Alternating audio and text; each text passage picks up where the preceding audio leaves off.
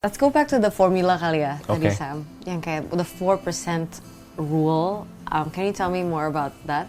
Okay, so I might not be the best person to explain this. So Yeah. kalau teman-teman curious atau malah bingung dengar gua ngomong, tolong googling lagi nanti. So 4% rule is a research actually. It's done by an American professor named Bill Bengen. Bill Bengen meriset kondisi fluktuasi saham di Amerika Serikat 75 tahun ke belakang.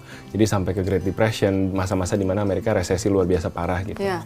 Terus dia menghitung sebenarnya kalau saya punya uang di pasar saham, itu return berapa sih yang saya perlukan untuk saya bisa hidup dari passive income pasar saham dividen saya. Iya, Gitu. Dia hitung sebenarnya berapa persen sih yang harus saya punya supaya melewati resesi, naik turunnya market, saya bisa survive gitu dan uang saya nggak habis.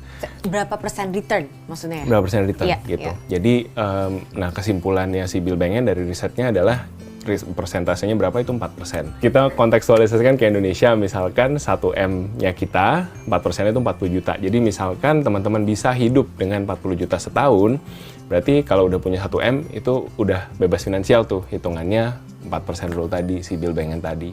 Jadi sebenarnya hitung-hitungan 4% rule ini menarik karena semakin besar pengeluaran kita tiap bulan, maka semakin besar juga angka yang kita butuhkan untuk bisa bebas finansial. Jadi kalau kamu bisa hidup hanya dengan 40 juta setahun, which is kayaknya nggak ada yang cukup segitu apalagi di Jakarta ya. Tapi ini sebagai contoh ya, berarti kamu cukup ngumpulin 1M.